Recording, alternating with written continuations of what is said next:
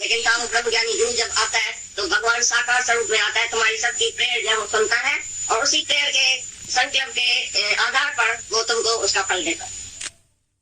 इतना बड़ा होएगा, ऊंचा होएगा अंदर में, तभी ब्रह्म ज्ञानी को पहचान सकेगा। तुम जीव भाव में होगा ना तो खाली ज्ञानी को ऐसा ही दिखाना, अंदर में ऐसा ही फोटा रखेगा। ज्ञानी माना सादा, ज्ञानी माना जो कपड़ा नहीं पहने, खाना नहीं खाए अच्छी तरह से, खिचड़ी और भाजी खाए, दाल और रोटी खाए बस। भाई संत क्या खाता है? दाल और रोटी। संत बीमार होएगा, हाजमा नहीं होएगा उसको तो जरूर दाल और रोटी खाएगा। जो तंदुरुस्त है वो सब कुछ खाएगा। जो उसके तंदुरुस्ती के लिए ठीक है, भगत 36 प्रकार का भोजन उसके लिए लेके आएगा तो खा जाएगा। लेकिन खाली करके बोलेगा मैंने कभी खाया ही नहीं है, ऐसा है ज्ञान। और तुम दाल रोटी वाले को बोला ये भाई सच्चा ब्रह्म ज्ञानी है, क्योंकि दाल रोटी खाता है, टेस्टी नहीं है इसको, जुबान की टेस्ट नहीं है। क्यों बीमार है क्या? जिसको बुखार होता है उसको जुबान की टेस्ट नहीं होती है। बुखार में तुम्हारी जीभ जो है ना कड़वी हो जाती है, टेस्टी नहीं आती है। तो ज्ञानी को कोई बुखार है क्या? जो खाना उसको अच्छा ही नहीं लगेगा, दाल और रोटी खाएगा। क्यों दाल रोटी खाएगा? सारी वनस्पति जो है वो प्रार्थना करती है कि मैं ज्ञानी के मुख में जाऊं। सारी मिल्क जो है वो प्रार्थना करती है मैं ज्ञानी का शरीर मेरा साड़ी पहने, मेरा दूध पहने। सारी प्रकृति जो है वो प्रार्थना करती है। तो ब्रह्म ज्ञानी जब इस धरती पर आवे तो हमारा कुछ अंगीकार करे। तुमको पता नहीं है ब्रह्म ज्ञानी की कितनी उत्पत्ति है और कितनी दुनिया में जरूरत है सबको। प्रकृति बोलती है सारी दुनिया का जो बोझ है मैं नहीं सह सकती हूँ। धरती बोलती है बोलती है एक ही ब्रह्म ज्ञानी है जो हल्का होके रहता है और मेरी धरती पर जब वो पांव रखता है तो मैं पवित्र हो जाती। तभी वो आप समान करके हमको खड़ा करेगा। दादा ने कभी भी नहीं बोला मैं किसका गुरु हूँ, बोला मैं तो तुम्हारी सेवा करने आया हूँ। तुम्हारी सेवा लेता है हमारे से, ये तो बड़ी तुम्हारी थैंक यू कि सेवा हमारी ग्रहण करता है, सेवा हमारी तुम कबूल करता है, इसलिए मैं तुम्हारा सेवक हूँ। काय का मैं गुरु, गुरु और शिष्य को होता ही हूँ। तो गुरु पड़े के अभिमान से भी वो खाली हो जाता है जो अपने को गुरु करके नहीं जानता है, श्रेष्ठ करके नहीं जानता, थोड़ा से चला जाता। ये ज्ञानी की महिमा कर रहा है, उधर तक तुमको पहुंचने का है। ये काय के लिए ज्ञानी की बात तुम्हारे से करता है, तुमको उधर पहुंचने का है। ज्ञानी को पकड़ो, ज्ञानी की बात को पकड़ो, ज्ञानी की रहनी को देखो, ज्ञानी के अंदर जाओ। सच्चे कहे सतगुण जो वही तांगे ले जाए तरे में चला जाओ गुरु के। भाई वो कैसा उठता है, कैसा बैठता है, कैसा खाता है, कैसा निरीच है, कैसा निष्काम है, कैसे रहता है, क्या उसकी समझ है, क्या उसका कॉन्शियसनेस है। तुम डीप में जाएगा तुम ऐसा हो जाएगा। वो मास्टर है। तो तुम जब गुरु के पास आते रहेंगे, आएंगे जाएंगे देखेंगे तो तुमको आप ही आरसी मिलेगी। गुरु है आरसी, गुरु है शीशा, तुम अपना दाग उसमें देख सकते हैं। कैसे देखेंगे कि गुरु का आदर्श देखेंगे। भाई गुरु कैसा निष्काम है, कैसा निरीच है, कैसा वासना के रहता है, कैसे वो भी निष्काम है 24 घंटा, कैसे इसको क्रोध टाइम पर नहीं आता है, कैसे मान अपमान में एक है। टाइम पर जैसे तुम उसको देखेंगे तो उसके आदर्श से ही तुम सीख जाएंगे। भाई मेरे को तो ऐसा नहीं होता है, मेरे को तो इच्छा होती है, मेरे को तो क्रोध आ जाता है, मैं तो निष्काम नहीं हो सकती हूँ। हम तो गड़बड़ में बड़े गड़े रहते हैं, हम तो किसी की सेवा भी नहीं कर सकते हैं। तो तुमको सब अंदर पता चलेगा जब तुम गुरु का संग करेंगे। महापौत्र साध का संग, सबसे महापौत्र है साधु का संग, सत्संग। सत्संग ये गंगा है, इसमें तुम नहाएंगे तुम पौत्र होके निकलेंगे। जो भी इधर आके बैठेगा खाली भगवान के सामने आके बैठेगा खुद भगवान हो जाएगा, पीछे तुम्हारे से विकार होएगा ही नहीं।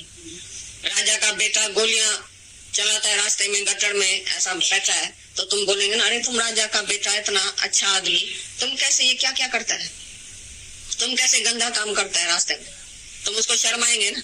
ऐसी तरह से तुम सत्संग में आएंगे तो सारी दुनिया तुमको शर्माएंगी। भाई तुम सत्संगी होके करता क्या है, देखता कैसे है, बैठता कैसे है, खाता कैसे है, घूमता कैसे है। ये तो तुम अपनी इच्छा से चलता है, तो ये तुम इच्छा करता है। दादा ने 30 साल में खाना नहीं कभी से मांगा था घर में, नहीं स्त्री से, नहीं बेटे से, नहीं किसी के भी घर में।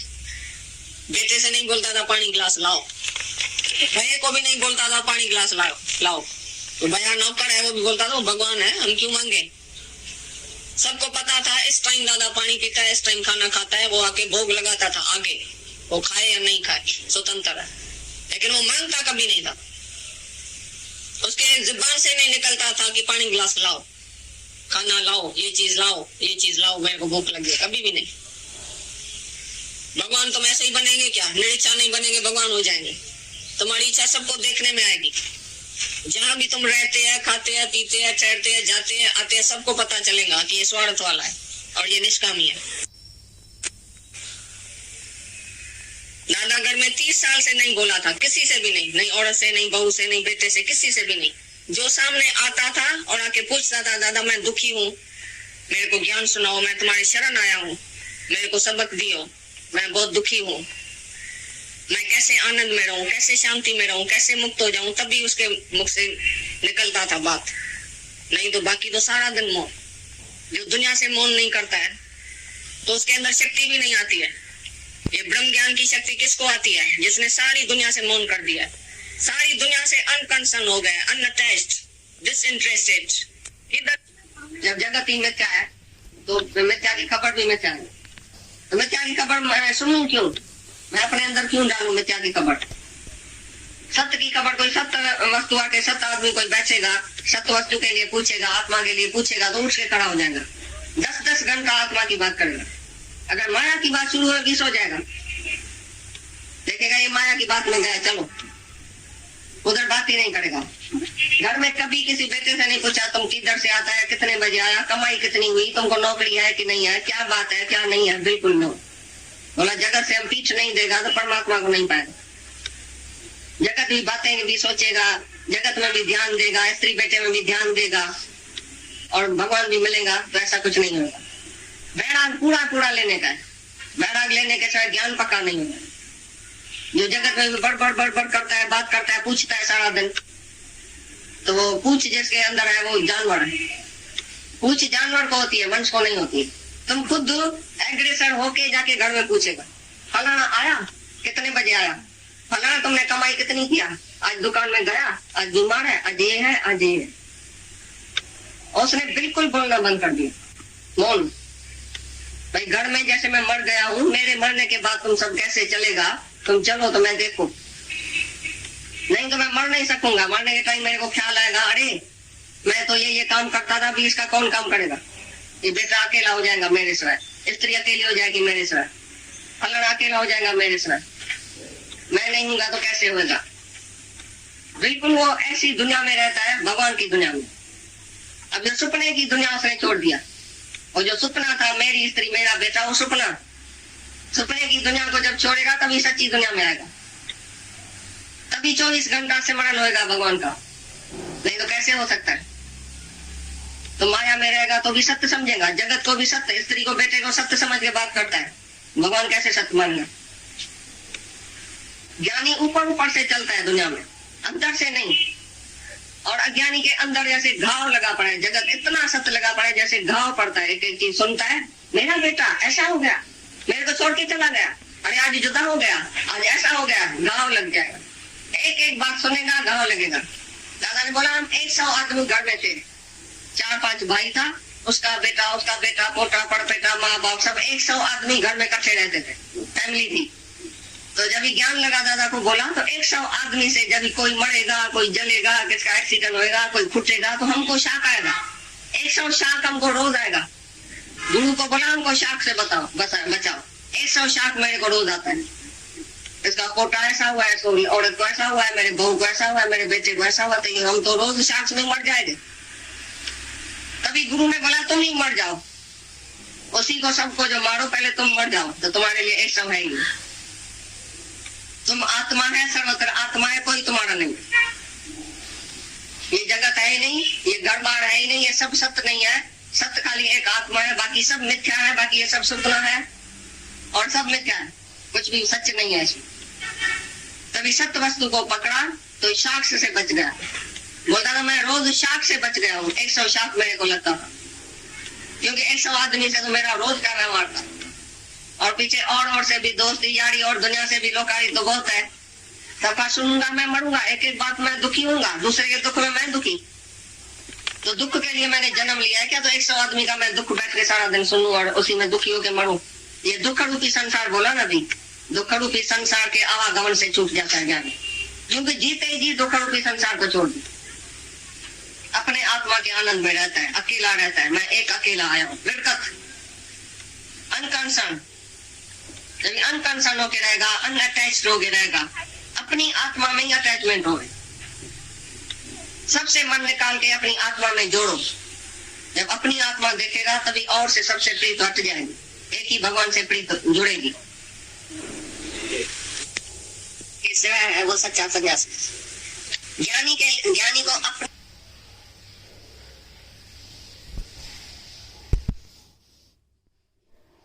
कोई इस ऊंचे को जाने से। ज्ञानी मतलब शरीर नहीं, ज्ञानी मतलब मेंटल स्टेट। तो गीता भगवान दादा भगवान का ब्रह्म ज्ञानी हमारे जो गुरु हैं उनका मेंटल स्टेट बता रहे। तो अच्छा लग रहा था अभी सेकंड पॉइंट में सुनना, बहुत अच्छे पॉइंट है कि एक ही ब्रह्म ज्ञानी सबको रोशन करता है। एक सूरज है ना, एक सबको रोशनी देता है। एक ही ब्रह्म ज्ञानी दादा भगवान सबको रोशन कर रहे हैं। वो कभी गुम हो ही नहीं सकता है, अलूप भी नहीं हो सकता है। उसी का ही ज्ञान है, उसी की वाणी है, उसी का ही ये सच है, उसी का ही ये सब कुछ है। जादू भी उसी का, मिरेकल भी उसी के। हर एक चेहरे पे जो हंसी देखकर दादा भगवान के दर्शन होते थे, बड़े बड़े दुखों में भी जब किसी का मुस्कुराता हुआ चेहरा देखते हैं तो लगता है ये निर्दोष जो हंसी है ना, ये हमारे निष्कामी निरअहंकारी निरिच्छा गुरु के हंसी ऐसे दिखाई देता है कि वो ही है इसमें, और कोई नहीं हंसा सकता, ना कोई हंस सकता है दुनिया में। बहुत अच्छा लगता है। चलते चलते भी मनुष्य माया अपना शरीर कितना थका देती है। कल भी हम किसी के साथ बैठे थे, उनमें दोष कुछ भी नहीं था, बहुत प्योर सब कुछ बातें थी, फीलिंग्स प्योर, पर कहीं ना कहीं जो थकावट थी वो इतनी बड़ी थी। तो ऐसा फील हो रहा था कि रोज का सत्संग भी कितना इम्पोर्टेंट है। कभी हमारे में कौन सी मट्टी आ जाती, कभी हमारे में कौन सी मट्टी आ जाती है। गुरु रोज हमारी मट्टी को साफ करके भेजता है। जब उनसे बात हो रही थी तो इतना अच्छा लग रहा था कि इस थॉट से भी खाली कोई नहीं कर सकता है। सब उनमें कोई मतलब ऐसी कुछ भी बात नहीं थी कि उनका कोई विकार था, पर सहज एक अपनी जीवन की थकावट हो जाती है, शरीर अलाउड नहीं करता है, सामने सर्कमस्टेंसेस होते हैं, तो उसमें भी स्ट्रेंथ तो गुरु ही होता है ना फिर, क्योंकि शरीर 2% है, 98 तो मन भी थका देता है। 2% को इतना एक्सरेट कर लेते हैं हम लोग। तो इतना अच्छा लग रहा था उनकी बात सुन के, बहुत अच्छा लग रहा। बहुत सबको चलना तो है, तुझको चलना होगा, चलना तो है ही है, पर रोक तो नहीं सकते। सुबह हो रही है, सुबह के साथ जागना है, रात हो रही है, रात के साथ सोना है, चलना तो है। तुझको चलना होगा, चलना तो है। तो कितनी स्ट्रेंथ चाहिए,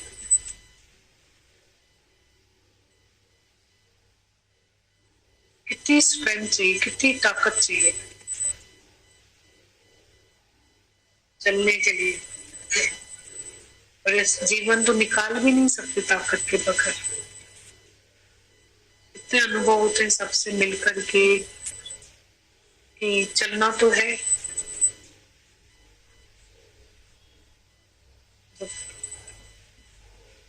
शरीर है, जिंदा है, पर फिर भी लाश की तरह जिंदा नहीं, चल रहे हैं। ताकत चाहिए, बहुत स्ट्रेंथ चाहिए।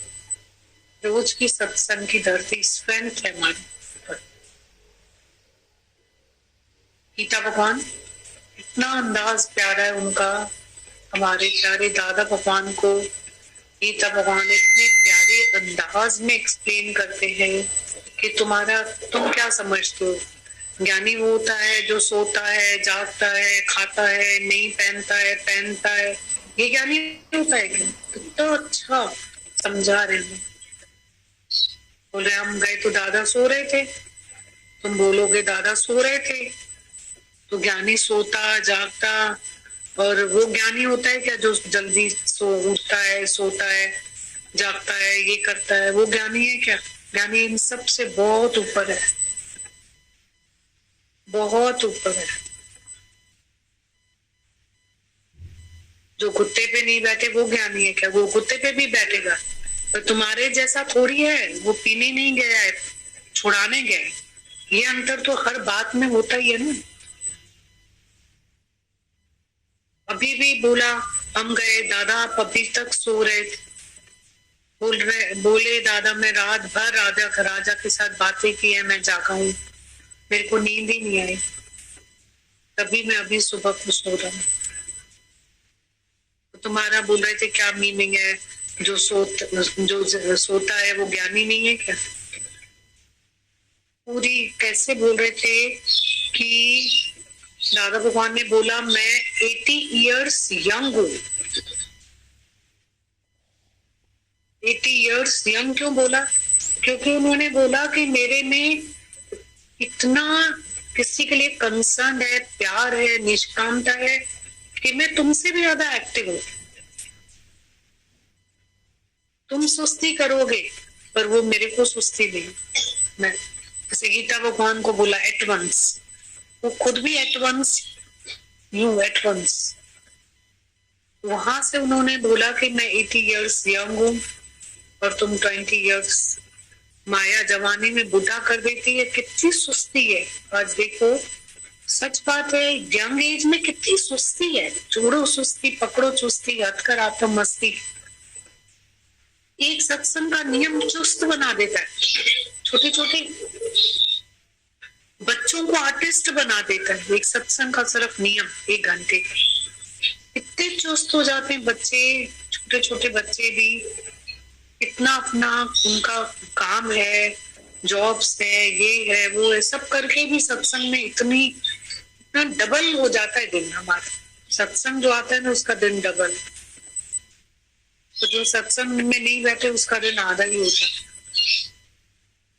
इतना मतलब गुरु हमें एक्टिव बना देता है। वही बातें कर रहे थे गीता भगवान कि ये ब्रह्म ज्ञानी ये खाए नहीं, क्यों नहीं खाए, सब खाएगा वो। फिर बोल रहे थे वो पहने नहीं, क्यों नहीं पहने, सब पहनेगा वो। ऐसी सब बातें हम हमारे समझने के लिए कर रहे थे कि वो बातें इसलिए चल रही हैं क्योंकि उनका आदर्श तुम्हारा आदर्श, तुम्हारा अनुभव है, तुम उनके आदर्शी जीवन जो हमारे सामने है, बहुत अलग बात है।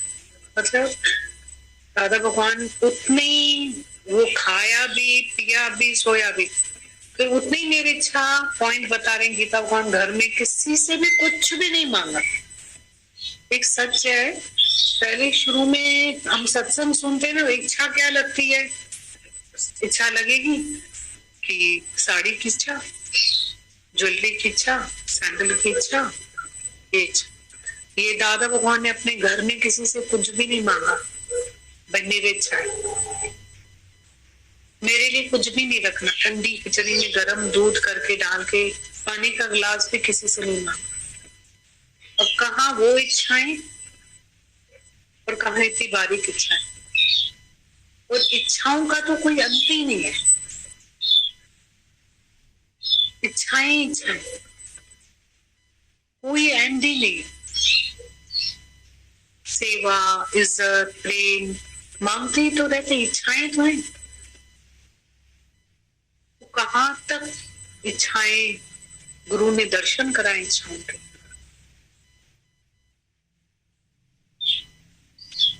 इच्छा है ऐसी बलि घुमाती है गली गली,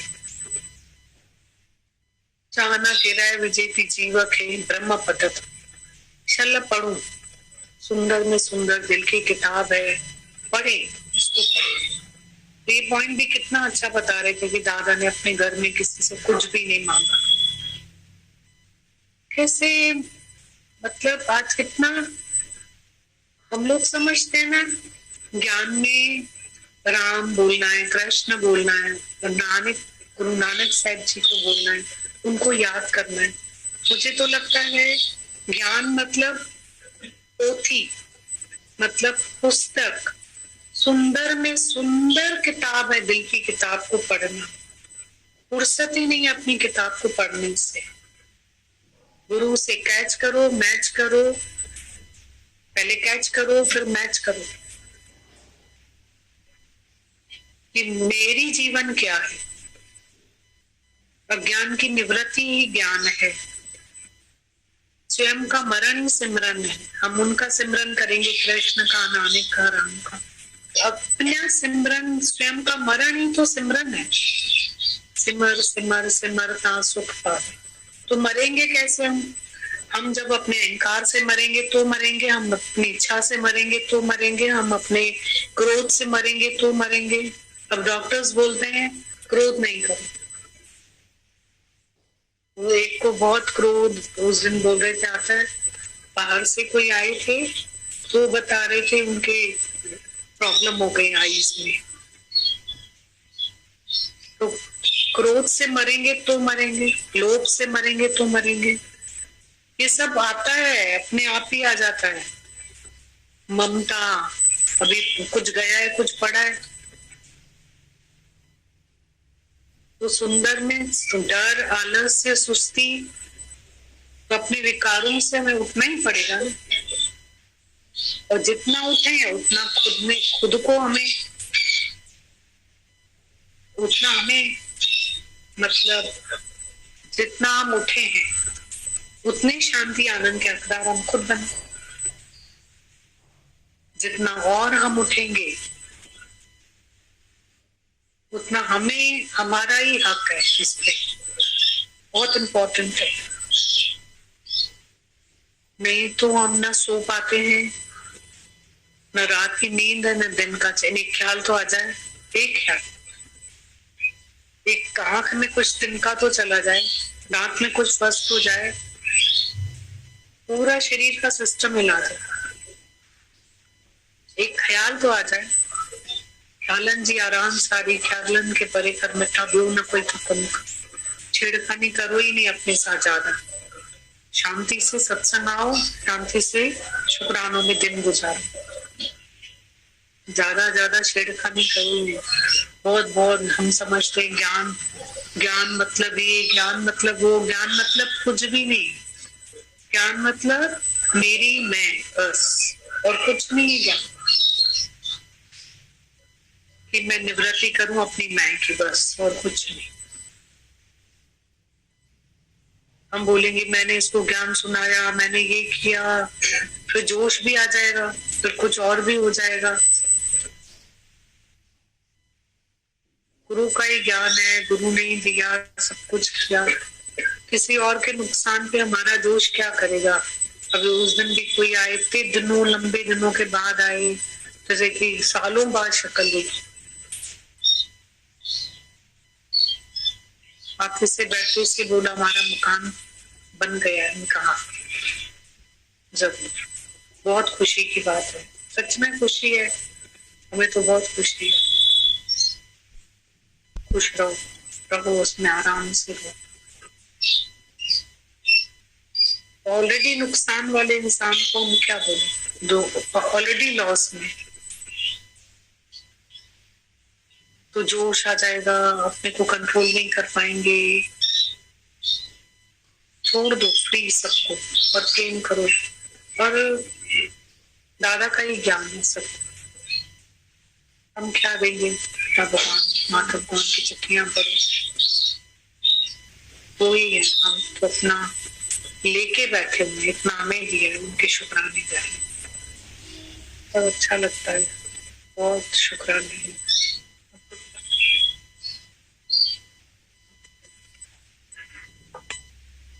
पानी शाम को भी चलेगी।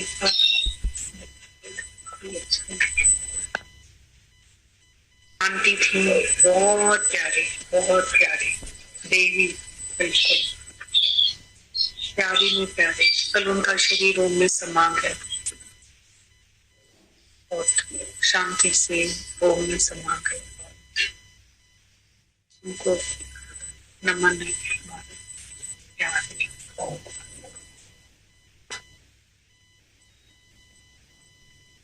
बैठो है ना, क्योंकि वो एक गूढ़ होती है ना बातें, बहुत वैसे ही सुन के नींद आती है। होशियार होके बैठना पड़ेगा, है ना। इसलिए तो बोलते हैं पूरा खाना, पूरा सोना, पूरी रहत न्याण, हे माँ सुखजी खान। उनका पत्र है। पिता भगवान लिखते हैं, ज्ञानी बहते हुए दरिया की तरह उदार दिल है, मुर्दे की तरह शांत, अंधेरी रात की तरह पर्दा पोशी, हवा की तरह आजाद है। एक नीचे मिली, बोलते मेरा बेटा, इतना बड़ा करके बोल रही थी कि मेरा बेटा इतने दिनों से घर पे नहीं आ रहा है। घर पे नहीं आ रहा है मतलब लेट आ रहा होगा कुछ भी, तो बड़ा करके। तो मैंने कहा उसको कि चुप करो, इतनी आवाज भी वो ना सुन ले तुम्हारी, मुझसे भी बात मत करो, मौन करो, मुड़ो मुड़ो, आप मुड़ो और अनकंडीशनल लव करो, धीरज करो। तभी आप उनकी राहत बनोगे, नहीं तो आप भी उनके कांटे बन जाओगे, परेशानी बन जाओगे। इतना अनुभव होता है, इतना अनुभव होता है। मिरेकल्स होते हैं, देखे मिरेकल, कैसे कैसे बच्चे यूं यूं चलने वाले यूं चलने लग गए, ऐसे होता है, देखते हैं हम। सिर्फ धीरज को,